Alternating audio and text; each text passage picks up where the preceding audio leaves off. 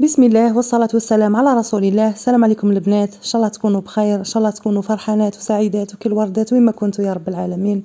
حكاية اليوم صدمتني وقد ما حاولت نستوعب ما قدرتش. ممكن على خاطر اني ما سمعتش حكايات كيما هكذا من قبل، والله ما قدرتش نتخيل انه كاينه طفله في عز شبابها جايه للدنيا توصل بها لدرجه انه ما تلقاش حتى شكون اللي يدفنها. حكاية اليوم حكاية ماتت بنتها في وضع الله لا يقدروا على العدو ولا يحط وحده فيه. ربي بقي يستر على بنات المسلمين إن شاء الله. تبعوا الحكاية وأدوا العبرة يا البنات، ماشي غير تسمعوا برك هكذاك زعما هاي حكاية نسمع بك ونروح. هزوا العبرة. حكاية هذوك راني نحطهم، ما قدر نحط أي حكاية تافهة، بصح أنا نحط غير الحكايات اللي نشوفهم يستاهلوا ونشوفهم أنهم يفيدوكم في حياتكم، والله نشوفهم ما على باليش أنا أنكم تستفادوا منهم، خاصة الأمهات وخاصة اللي عندهم بنات. اسمعوا ديروا حسابكم يا أخواتاتي وبالك ولا بناتكم. رانا واحد الوقت هكذا ما يعجبش طول بنات الجامعة ثاني، بالك واخواتاتي بالك ويا بناتي. بالك ومشي على امور تافهين تركبي مع هذا ومع هذاك. راني نهضر هكذا ماشي باش نعاير، والله راني نهضر هكذا على خاطر هذه الحكايه نقول لكم الصح والله خوفتني وخلتني ندنق لبعيد. ما قرينا بنات، يعني عندي بنات وبناتي يا صغار، خلتني نشوف لبعيد بعيد. بلا ما نطول عليكم اخواتاتي، نبدا لكم حكايه ام رانيا اللي تقول فيها: خلي اسمي أم رانيا على بنتي اللي كواتني وحرقت لي قلبي. كنت دافنة همي وجرحي في قلبي ونخاف حتى نحكي ولا ونفضفض ولا حتى نصادفتني حكاية المرأة اللي بنتها راهي في الحبس. كنت نسمع ونقول يا ربي بركو ما يصرالهاش كيما صرا لبنتي، يا ربي وما تموتش الطفلة هذه. تأمني كي قلتي بلي حكموا عليها 10 سنين بركة، فرحت وحمدت ربي على الأقل هي بنتها راهي عايشة وتروح ليها تشوفها. أنا بنتي ماتت ودفنوها الناس برك على خاطر دارت حاجة كبيرة خلت باباها وخاوتها يتبراو منها. نحكي لكم على بنتي رانيا، كانت هي الصغيرة في البنات وتحتها زوج ذراري ذكور، واللي أكبر منها زوج بنات وزوج ذكور. كانت متربية بزاف، ما تسمعي منها غير كلمة أنعم وحاضر تقول ملايكة. حنايا عائلة بسيطة برك، واللي نقدروا عليها نوفروها لولادنا، جامي لكان بخلناهم، جامي لكان عزينا فيهم حاجة. انا كنت نستخسر في روحي لو كان قندوره ولا بليغه تعني له ونقول نشريها لبناتي هما اللي يخرجوا باش يقراو ويقابلوا صحاباتهم، باه ما يحسوش باللي راهم ناقصين حاجه. والله يحقروهم بالعين. والله كنت ندير مجهودي به ما تنقصهم حتى حاجه، بصح بسبة الظروف ما قدرتش نكفيهم كامل، خاصه من طلعوا ولادي الكبار للجامعه، كثر عليا المصروف وهذا الشيء خلاني نقصر في حق بنتي رانيا. لحقت بنتي للباك، كنت ديما معها نشجعها نحفزها، نحكي لها للجامعة وباللي قربت الخط السعادة. كنت نقولها باللي كي تجيبي الباك كامل الأبواب يتفتحوا لك وتولي تخدمي وتصرفي على روحك، وأي حاجة سخفتي عليها ولا كنتي تحلمي بها راح تحقيها بخدمتك وبقرايتك. كانت كي تسمع هدرتي تفرح بزاف وتقولي أول حاجة نديرها كي نبدأ الخدمة نديك انتي وبابا للعمرة ونشري لك واش تحبي. كانت عندها أحلام بزاف، بصح المكتوب رماها للقبر وخلتني مشوية عليها. دات بنتي الباك فرحنا بزاف، كان اللي يجي يبارك لي ويمد لي دراهم طول مدهم لها، نقولها خبيهم منسي، انا لو كان يبقاو عندي راني نصرفهم على الدار ونخليك هكذاك وكي تروحي تقراي راكي ما تلقايش باه تتحركي. دخلت بنتي للجامعة وهي فرحانة، بحكم نسكنوا في منطقة بعيدة على الجامعة كان لازم عليها تبات في الإقامة الجامعية. شهور الأولين كانت تروح وتجي كل سمانة وتقرأ لبس عليها، من بعد ولات تقعد في الإقامة ما تروحش وحتى التليفون ما تعيطش، ولات كي تجي للدار وتعود مروحة للجامعة مدلها باه تركب زعما ونزيد لها شوية مصروف بصح قليل على خاطر هذاك واش عندي الله غالب ما بخلتهاش. دير لي سوق حس، دير لي حس كبير، تقول لي هذو الدراهم لو كانت تمديهم للطفل الصغير يغضب عليهم. بشويه بشويه ولات كي تجي ما تقوليش حتى اعطيني المصروف، كانت تلبس غير الحطه هذا مكياج، وكي نهضر معها تقول لي قش الطلبه وبخلتيني بيه. ثاني كي نكثر عليها تقولي سلفتهم من عند صاحبتي اللي تسكن معايا في الشامبرا، وانا كنت نصدقها نقول بالك صح سلفتهم. مره جات للدار بالويكاند وكالعاده ضاربه الحطه تقول بنت معلم كبير، انا توسوست منها ما نكذبش ورحت للصاك تاعها فتشتو لقيت زوج ملاين، وليت نترعد وحدي نطلع ونهبط نطلع ونهبط منين جاوا هذا الدراهم. وكيما كان الحال رحت لها وقلت لها هذا الدراهم منين جاوك؟ قالت لي تاع صاحبتي نسيتهم في الشومبرا وروحت لدارهم ووصاتني باش نجيبهم لها معايا، ولا ما امنتينيش درك نعيط لها قدامك وتسمعي. وبالفعل عيطت لصاحبتها هذه وطول قالت لها راني جبت لك زوج ملاين اللي نسيتيهم في الشومبرا وقتها نتلاقاو باه نمدهم لك. وصاحبتها جاوبتها عادي ثاني، قالت لها كي نعود جايه راني نعيط لك. ولعبوها بيا وخلاوني نصدق، وهي في الحقيقه الدراهم تاع بنتي. راحت تقرا هذيك السمانه وكي العاده ما تروحش بالشهر، ولو كان ما نعيط لهاش ما تعيط، ما تتفكر، ما تقول عندي عائله. كانت تقرا معها اخت مرت سلفي وتعرفها مليح ويسكنوا في نفس الاقامه ثاني.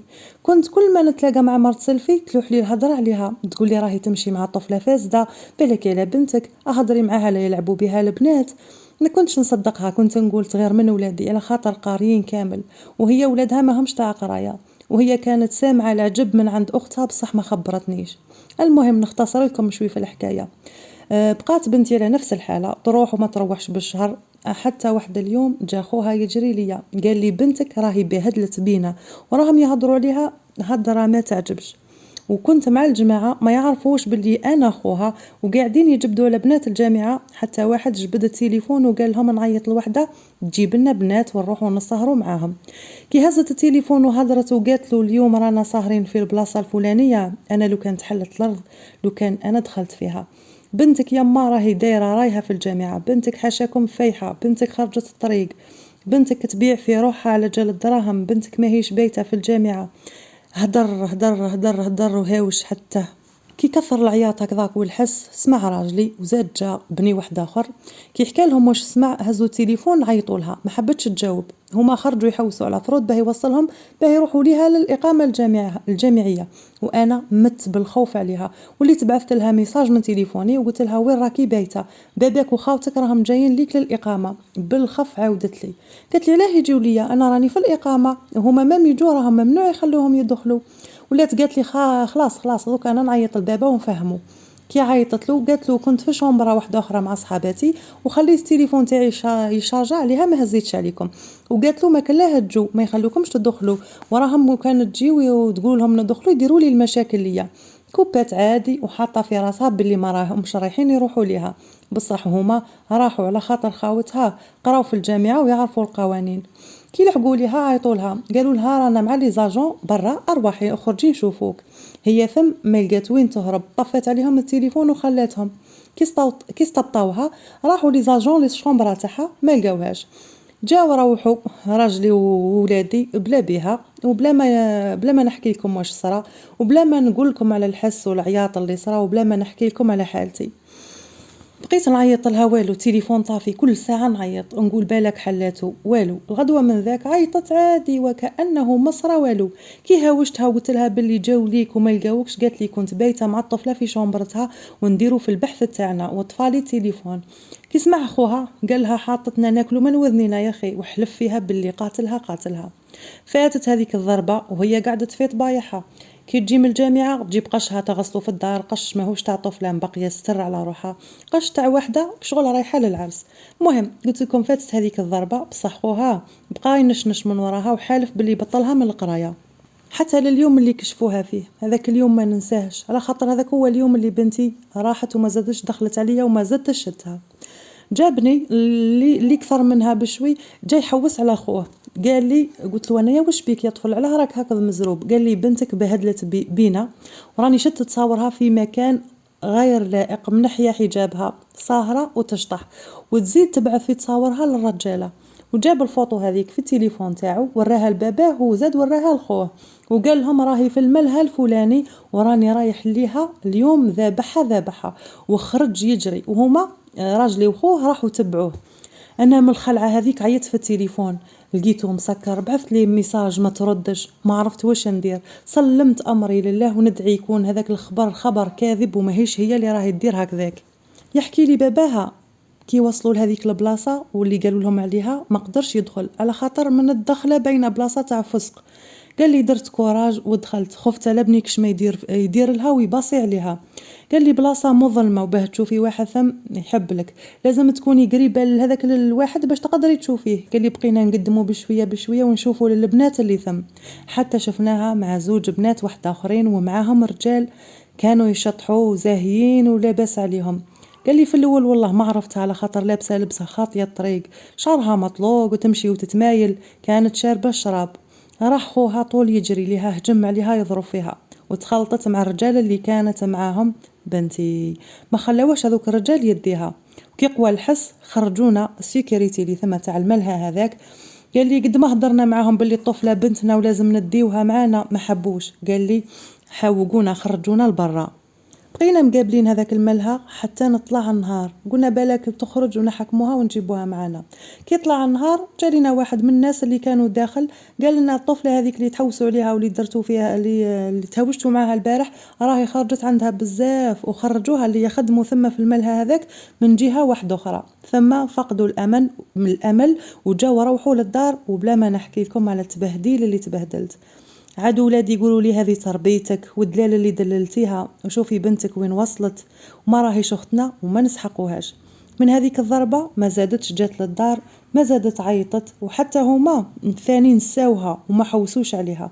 وانا واش نقول لكم مشوية عليها ومحيرة وين راحت ولا كيفاش راهي. كيما بان عليها حتى خبر انا يا قلبي كان يتقسم عليها، ما على بالي وين راهي ولا كيفاش راهي. كي تحيرت بزاف بعثت بنتي اللي اكبر منها قلت لها لازم تجيبي لي خبرها. وكيما كان الحال راحت بنتي للاقامه اللي تسكن فيها، وسقسات عليها وحده تسكن قدامها، قالت لها بلي انني جيت نسكن بلي راح نسكن مع هذو البنات اللي هي اختها زعما، أنا راح نجي نسكن معاهم. واش تقولي هذيك الطفله قالت لها هذو هما لي مافيا تاع هذا البلوك، في النهار راقدين وينوضوا مع العشيه يلبسوا ويماكيو ويخرجوا يلقاو طوموبيل برا تستنى فيهم، وكل يوم قالت لها طوموبيل شكل وكل يوم راجل شكل ما يرجعوش حتى للغدوه. والنهار قالت لها اللي ما يخرجوش فيه من الشومبره نشموا غير ريحه الدخان، ومره يتهاوشوا في بعضهم، مرة تهاوشوا في بعضهم بنتي والطفل البنات اللي معها في هذيك الشومبره تهاوشوا مع بعضهم. قلت لها حلوا الباب، قلت لها شفنا القرع تاع الشراب. قلت لها اذا راح تسكني معاهم صح غير اخطيك منظر كان نقولها لك يا اختي راهم ما همش تاع خلطه وما راهمش ما راحش تقدري تعيشي معاهم نهائيا. زادت راحت بنتي للجامعه وين تقرا، ماشي للاقامه للجامعه وين تقرا.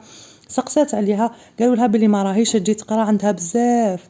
عاودت بنتي رجعت للإقامة على أمل بالك تشوفها بالك تجي تروح.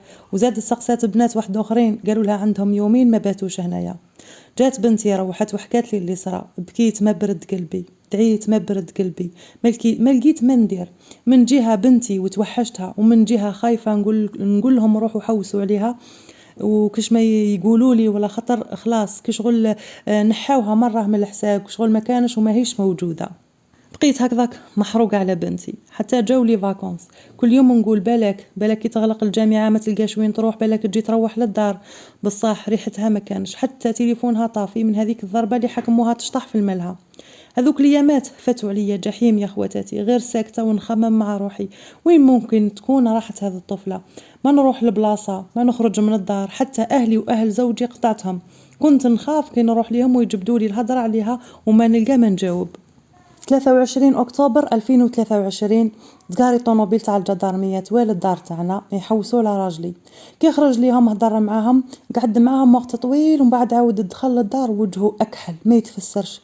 دخل الدوش وغلق الباب وناضي عيط، علاه يا ربي وعلاه يا ربي وعلاه يا ربي انا واش درت حتى يصرى فيا هكذا يا ربي وعلاه، وانا من برا ماني فاهمه والو، غير نطبطب عليه ونقول له واش بيك واش كاين، ونترجى فيه باي يحل الباب.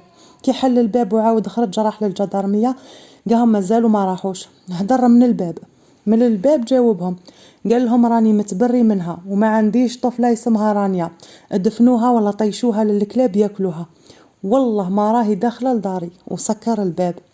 انا كي سمعت هذا الهضره مده باش استوعبت وعرفت باللي بنتي ماتت. طحت من السما للارض. كيف طنت لقيت بناتي زوج كبار عند راسي عينيهم مطرب بالبكاء، وباباهم يدخل ويخرج عليهم ويقول لهم تزيدوا تبكيو عليها درك تلحقوها. انا ما نحكي لكمش على حالتي، حاله امراه فقدت بنتها بغض النظر على واش دارت، تبقى بنتي والكبده واعره يا اخواتاتي.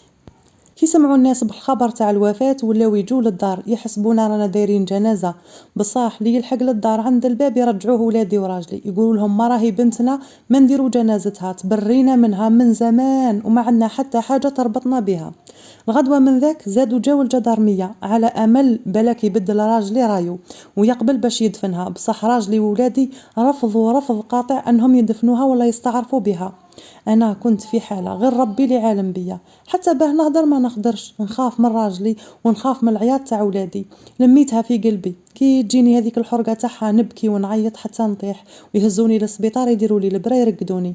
يوم الدفينه جات اختي باش تعزي، زعما ما خلاوهاش ولادي.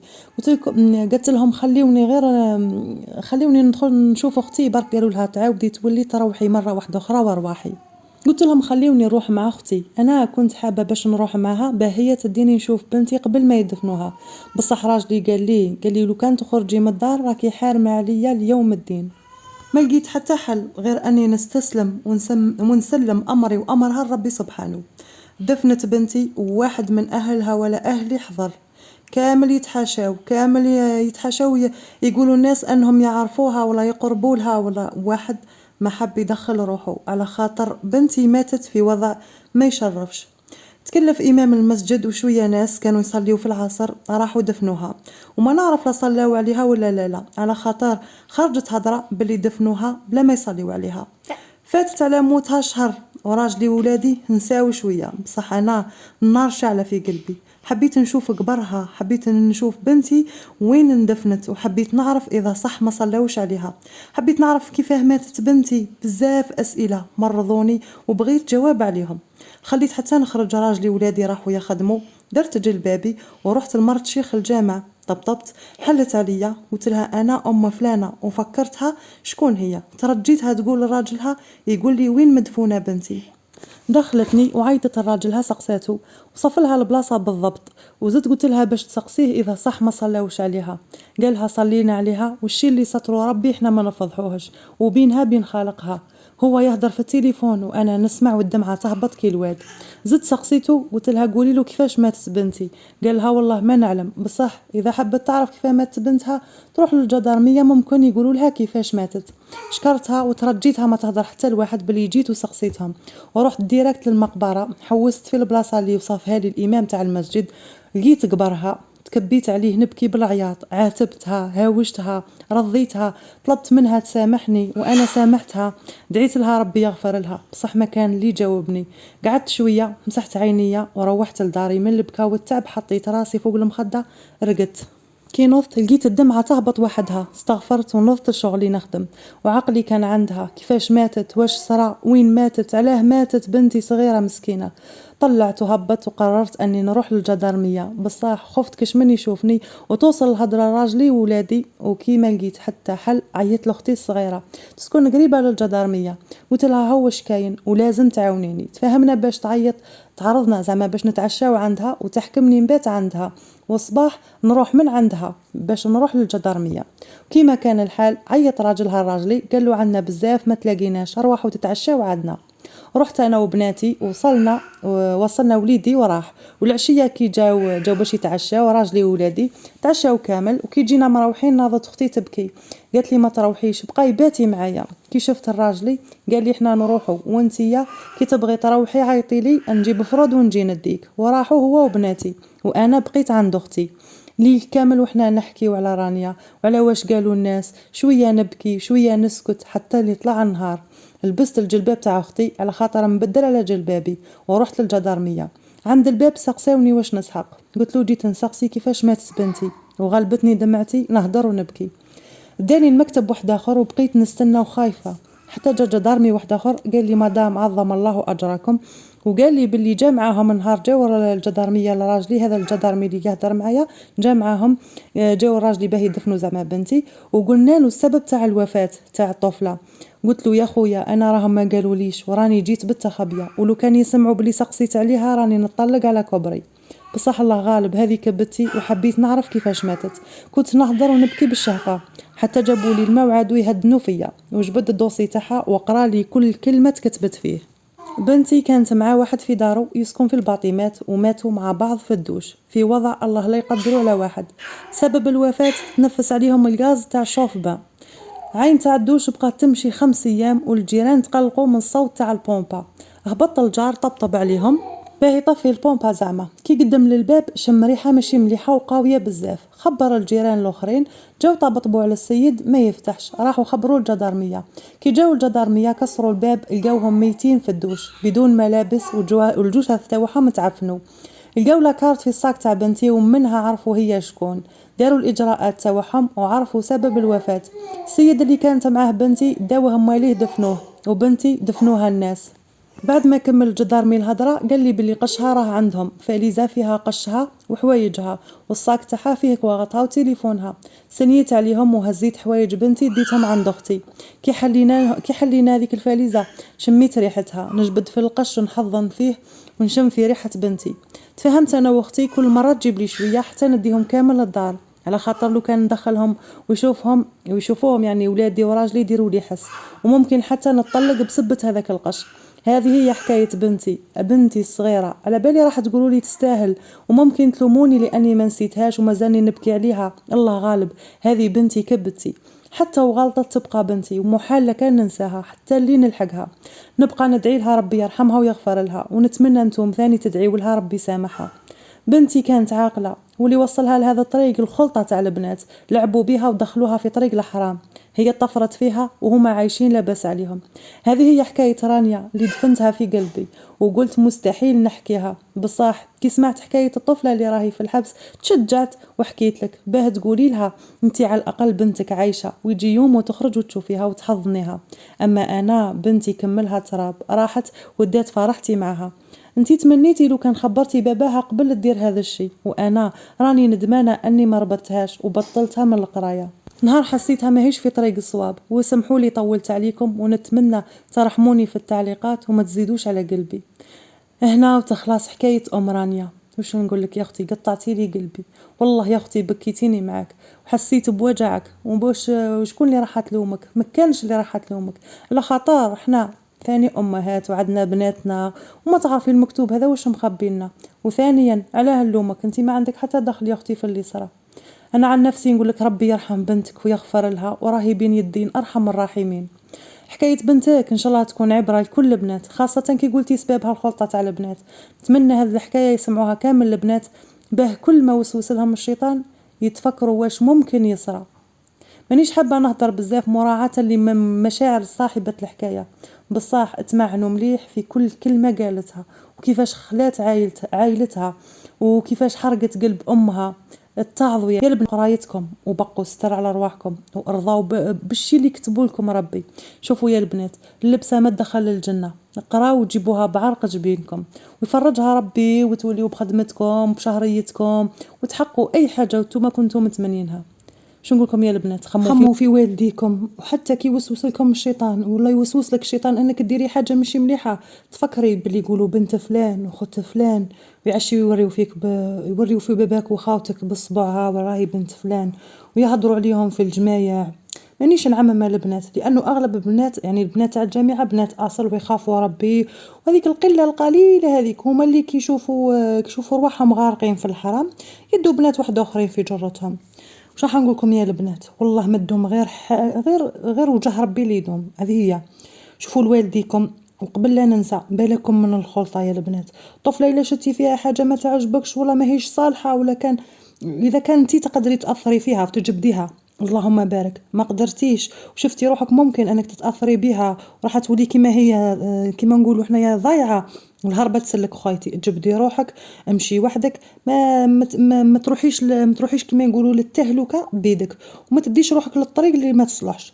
هذه هي البنات. نتمنى ان شاء الله نلقى تعليقات تجبر بخاطر صاحبه الحكايه، ونسوها، صبروها اذا كان تقدروا تصبروها. ما تقولوش تعليق ما عنده ما يقضي، ما تقولوش تعليقنا واش راح يدير لها، لوموها ولا نوقفوا معها تعليقنا ما سقسيوني انا ونقول لكم والله العظيم داويت بتعليقاتكم وصبرت بتعليقاتكم، وكملت حياتي انا اللي راني نحكي، كملت حياتي بالنصائح اللي كنتوا تمدوها لي. راهم اغلب البنات اللي بداو معايا من الاول القناه راهم يعرفوا حكايتي، والله داويت بتعليقاتكم والحمد لله. وش راح نقول لكم، ربي يخليكم ديما ناصحات للخير، وربي يخليكم ليا وما يحرمنيش منكم يا اعز حاجه صارت لي في حياتي. ما تنساوش بالتعليقات ومدوا لي رايكم في الحكايه، انتقاداتي خي تعرفوني نتقبل كل شيء بصدر رحب. وهذه هي، نخليكم على خير ونتلاقاو في حكايه اخرى ان شاء الله.